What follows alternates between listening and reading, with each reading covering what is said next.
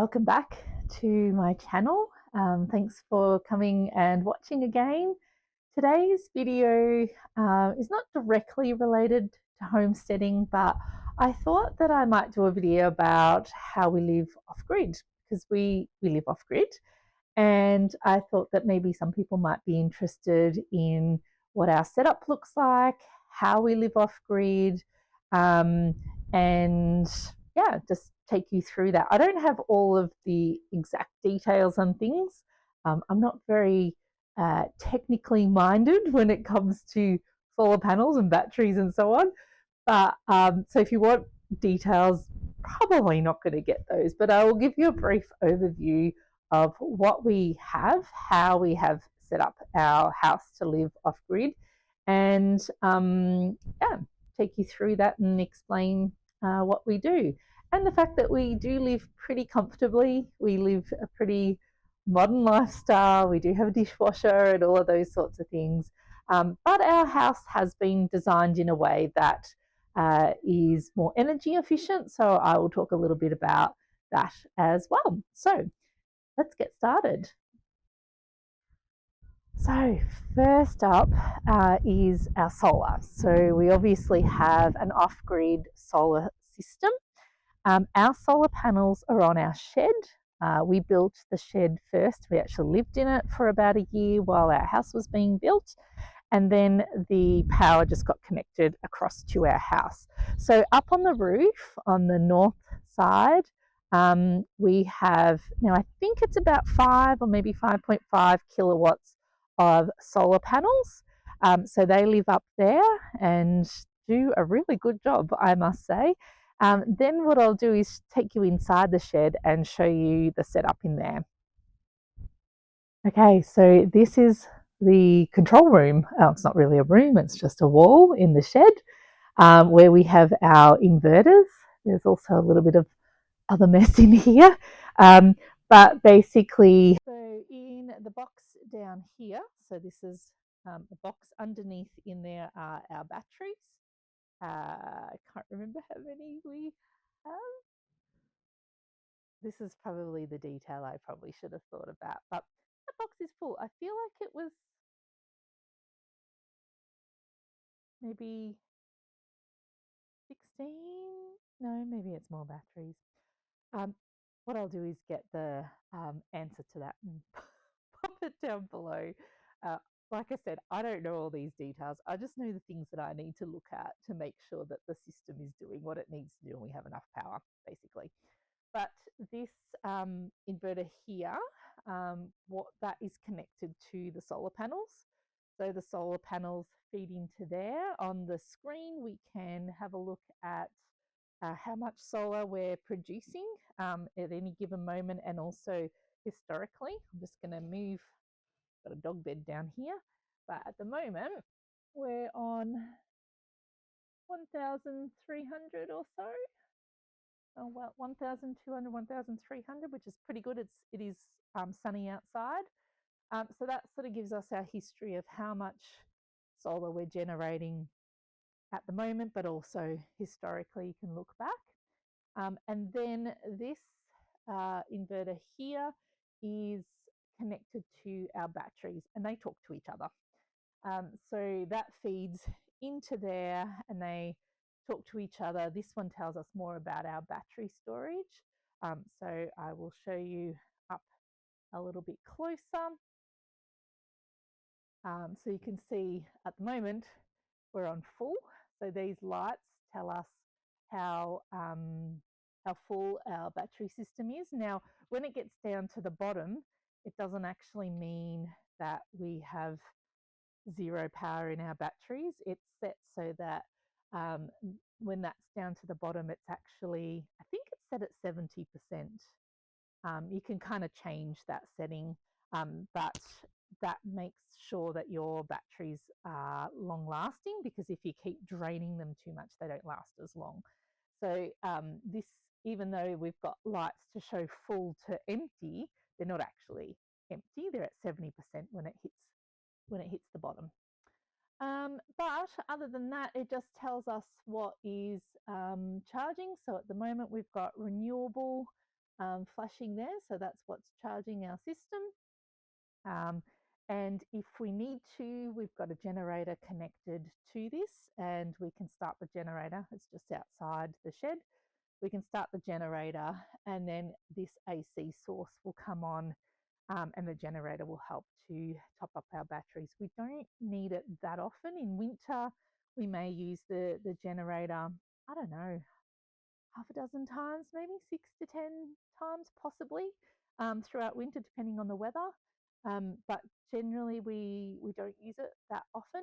But if our batteries by the end of the day are not full, or if they're just under, we're not too bad. But if they haven't sort of gotten to full or nearly full, we will put the generator on, particularly in winter, because the days are a lot shorter. So by the time the sun comes up the next morning, they could drop a fair bit. And then it just tells us where it's at in terms of charging. So the aim, this is all that I know. Don't ask me to explain the logistics of how all this works, but the aim is to get this to the bottom here, which is float, and that is what's best for batteries and for the longevity of the batteries. So pretty much I just know that, we come out and check. In fact, we're in spring now, in spring, summer, we don't even really bother because we get enough solar, there's enough daylight that generally they are fully charged every day. It's more in winter that we do come out and check that regularly. So yeah, so that's our setup, our two inverters and our batteries down below. And this is just our sort of power box here. And that's all then connected over to the house. So it provides power to our shed, but it also runs out to our house and provides power to our house. Okay, back outside, a little bit about our house. You can probably see up there some solar tubes. That is for our hot water. So we have a solar hot water system with gas backup. So we do have bottled gas. I'll show you that in a moment. But particularly in winter and even at this time of year, we don't produce enough solar to heat all the water up to the temperature that we need. So the solar will heat the water to a particular, or as much as it can, and then the gas will jump in and just boost that heat up to what it needs to be. In summer, we generally use very little gas at all for heating our water because we get plenty of heat into those solar tubes, and there's not really much need for too much gas to heat our water up to the way it should be. Our house, as I mentioned, is sort of designed in a way that is energy efficient, or as energy efficient as we could make it. It's probably not the best, but it certainly works quite well. Our windows, so the windows across the back of our house here are facing north, and they look into our main living area. You'll see that there are eaves, and the eaves will block out. In fact, now we get very little sun. It's what are we, end of October? We get very little sun inside the house at this time of year. And over the next few weeks to a month, there'll be no sun coming into those windows. So in fact, in summer, the sun's right up, it's midday, so it's literally right up in the sky here. But in summer, it will move up further, and it will be blocked. So we'll get no sun on those windows at all, which is what we want in summer. In winter, the sun is much lower in the sky, which allows the sun to come into those windows. And in fact, in the middle of winter, we have sun more than halfway into our living area. So it really helps to warm up that part of the house. We have polished concrete floors which absorb that heat, and then at night time when the sun goes down and the weather cools down, that heat can then be re-emitted into the house to keep it warmer overnight. So it works well, to be honest. There's probably at this time of year when we have very little sun coming in and we get a cooler day, it can be a little bit cold. And same with the other end after summer, when we get into autumn and we get some cooler days and the sun hasn't quite lowered in the sky yet and we don't get too much sun coming in the house, it can make the house a little bit colder. So as you can see here, this is about as much sunlight as we are getting in the windows, and it's, what is it, the 25th of October today. So that's been getting smaller and smaller, and eventually there will be no sun hitting that window at all once we get into summer. So, and in winter, that sun comes all the way out, and it's like I said, nearly more than halfway through the main living area. So they're probably the only times where it can be a little bit cool in the house, but otherwise in winter when we have a sunny day, it's absolutely beautiful. And in summer when the sun's up higher in the sky, it does block out that heat from getting into the house. The house really does stay quite cool. It's got lots of insulation in the ceiling and the roof and in the walls, and high insulation. So, it does get hot when we have several really hot days, and particularly if it doesn't cool down at night. But that's usually only just for a few days or so, and then we get a cool change.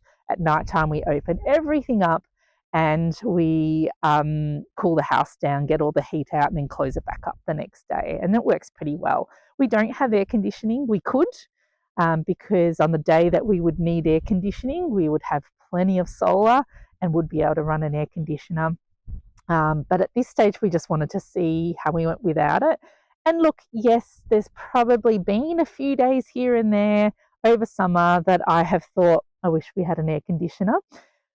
But most of the other days, we don't feel the need for it. We have ceiling fans in the bedrooms and in the living areas, and we find that that's usually enough. And like I said, we just open all the doors, windows, everything up overnight and let all the hot air out and let the house cool down.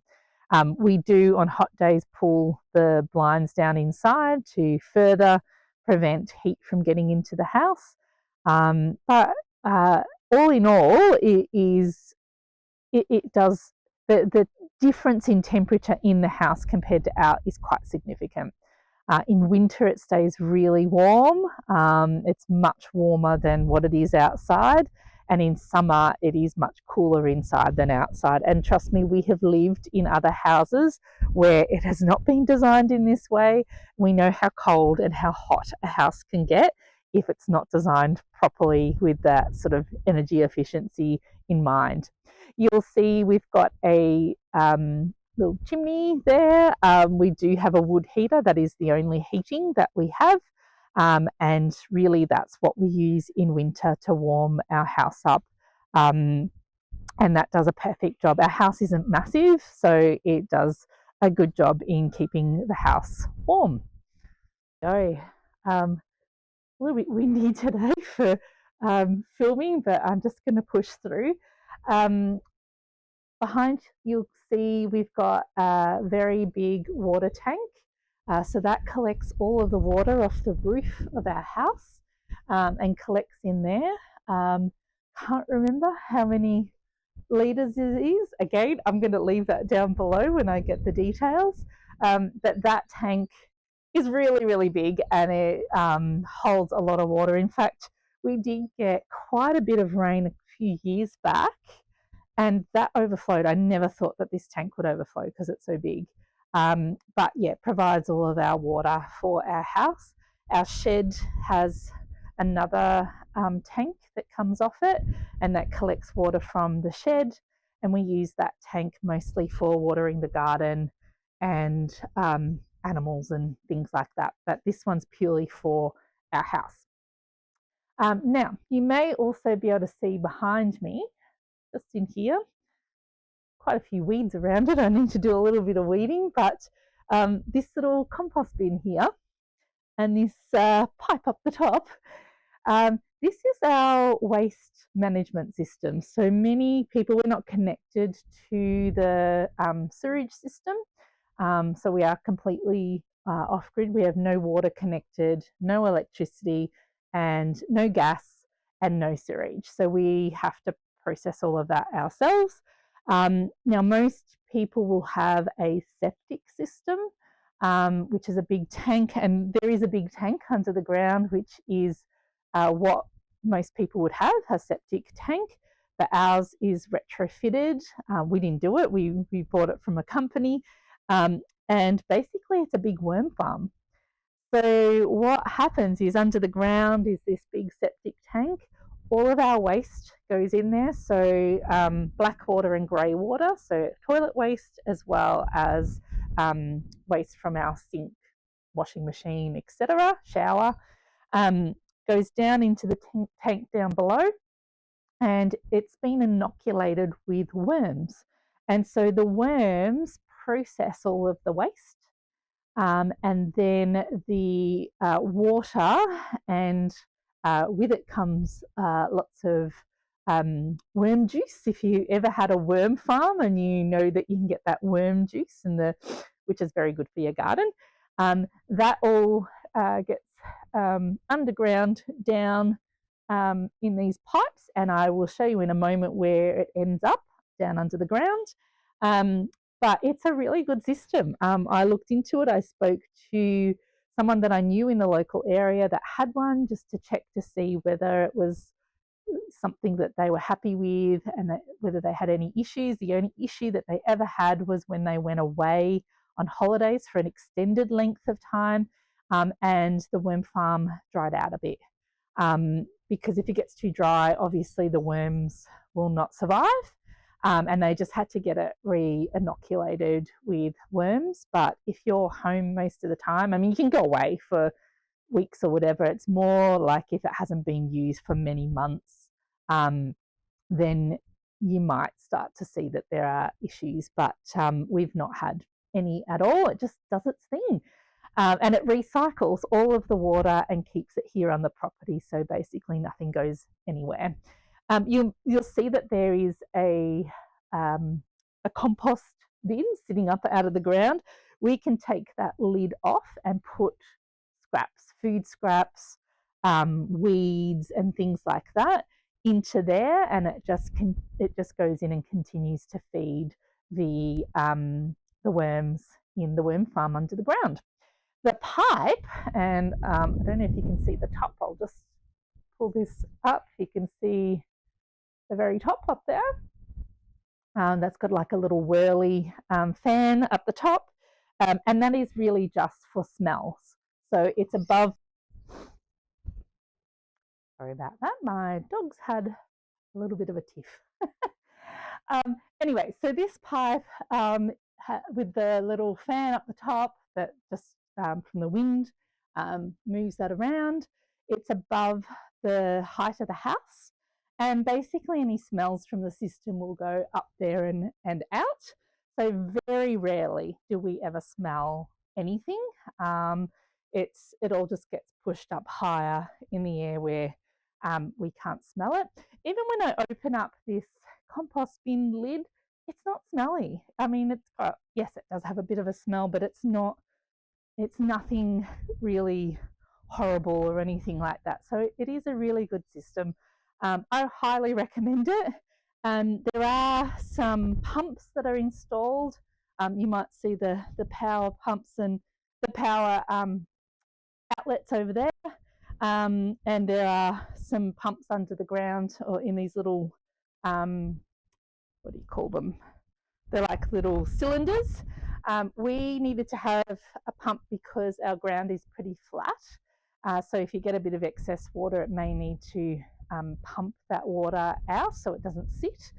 If you're on a bit of a hill or have a bit of a slope, you don't need the pumps. It will just use gravity to push that water down to where it needs to be. So I'll take you with me now and show you where where the water ends up and where it goes. Okay, so we're now at the other side of the tank. That is where the septic system is, and the pipes run under the ground along here. They go along and up down to that area of our yard over there. There is I'll just show you down here, there is a overflow pipe.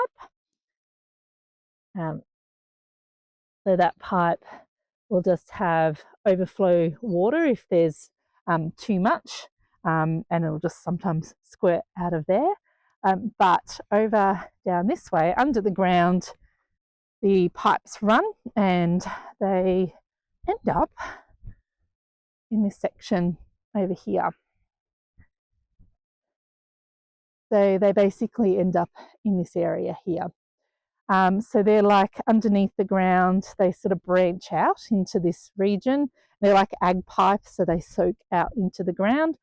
This part of our backyard is always green, even in the middle of summer when everything else is brown, because it always has that water flowing underneath. Now, I have a berry patch over here, raspberries and some other berries that get fed that water and worm juice underneath, and they do very, very well. In fact, I feel like they're probably doing too well, if that's possible. And I also tend to grow my pumpkins and watermelons in this area. Now, according to council regulations, you're not meant to grow any edible food where the water runs off in this area. Now, I wouldn't grow potatoes or things under the ground, but I have grown pumpkins very, very well, and watermelons and berries. And most people who have this system do grow food, because honestly, it's the perfect place to grow food. You're not actually spraying your vegetables with the water. The water's just soaking underneath the ground, and it's feeding the roots, basically. That's all.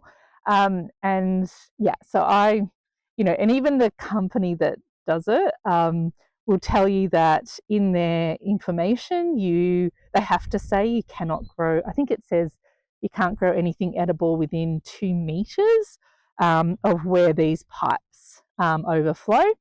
But they say that they have to do that for council approval. But most people actually do use it for that reason. So this area is always green, and we've got beautiful berries growing there. So we're processing that water from our wastewater and then keeping it here on the property rather than it going off to some sort of sewage system. Rightio. As I mentioned, we do use some gas, which means we're not totally self-reliant, unfortunately, but we do use bottles of LPG, or liquid petroleum gas. We normally have 2 gas bottles, and we can swap over when one's empty, and then put it out to be collected, and they replace it with a full one. Gas is not cheap, particularly this gas. It's getting more expensive. I would like to eventually reduce our reliance on gas. The only thing that we use gas for is, like I said, to boost the hot water. We also use it for some cooking, so we have a gas stovetop and oven. But where possible, we try to use electricity for cooking. So we will use air fryer, things like Instant Pot, slow cooker, Thermomix, anything electric. When we've got plenty of solar and plenty of power available. In winter, it's a little bit trickier, and we probably rely on the gas a little bit more. And it's something that we are thinking about in terms of future-proofing ourselves, because I don't think gas is going to be a long-term thing that we should be relying on. And yeah, so we're hoping to look at a few different alternatives to not have to use gas cooking. So we've got a few plans and thoughts about that. Maybe when we get around to that, I will let you know. But for now, we do rely on the gas bottles. But like I said, I try wherever I can to not use the gas. And in fact, even in winter, sorry, when we've got the wood heater going, I'll try to cook on top of the wood heater if I don't want to use too much power. Put the kettle on there and things like that. But yeah, we are still using gas at this stage. We're trying to reduce our use as much as possible, but it is still something that we rely on. Right, so that's the end of this video. I hope that was interesting to anyone who just wondered how we live off grid. And like I said, we have everything we need, like modern conveniences. We have a dishwasher, we use electrical appliances, we use hair dryers, and I've got daughters, they use hair straighteners and all those sorts of things. So we live a pretty normal life. Probably I would say the only difference is that in winter we're a little bit more conscious of our water usage, our power usage, and we have to go out and just check to see how our batteries are faring. And I'd say probably the only other difference would be that rather than, I guess, when you're connected to the grid, a lot of people might put on dishwashers, washing machines, things like that in the evening, because that's when usually the tariff rates, the amount that you pay for power is lower. We do the opposite, and if you have solar, you're probably doing this as well, even if you are connected to the grid. But basically, we put all our appliances on, like washing machines, dishwashers, and so on. We do all that during the day when there's lots of solar. So then our batteries have time to recharge, so that we've got plenty of power for overnight. So that's probably one of the only differences. Other than that, we live pretty normally. We have computers and phones and all the rest of it, just like anyone else. It's really no different. It's just those few little things that we're aware of. And like I said, in winter, I'm probably having to put the generator on a half dozen times or so over winter to top our batteries up. But generally, it works really well. And we never planned to live off grid. We always thought that when we built, we would put solar in and definitely have that as part of our house build. But when we found this property, we fell in love with it, and I just knew that I needed to live here. We realized that there was no power. Our neighbors all live off grid, and we thought, well, there we go. We're going to do it. We're going to go fully off grid. And honestly, I think it's been great. I have no issues with it at this point. Obviously, you need to think about, we have no bills, so we don't have any power bills, we don't have any water bills or sewage or anything like that. We have a little bit of the gas, as I said. We try to reduce our usage, but we do need to make sure that we have some money put aside, because eventually batteries will need replacing, solar panels will need replacing, etc. So it's just sort of something that you need to think about, that yes, you've got no bills, and that's fantastic.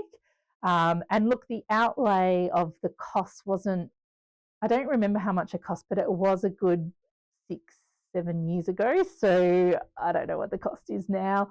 But that the outlay, yes, is a bit, but when you are building a house anyway, you just kind of, it just all gets included. In fact, we were lucky. We paid for our off-grid system and the shed and so on, with money that we made by selling our previous house. So that didn't actually get lumped onto our mortgage, which is a good thing. But I think if you're building a house and you're going to be off-grid, adding that in, is probably not going to make that much of a difference when you think about the scheme of a mortgage.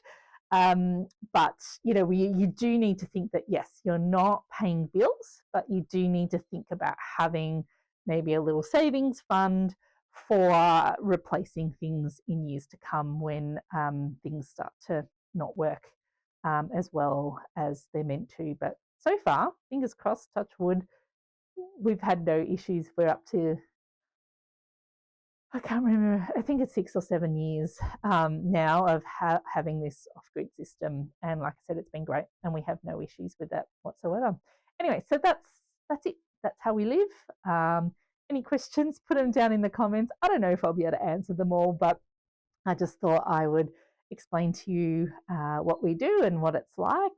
And I'll see you all next time in the next video. Thanks for watching.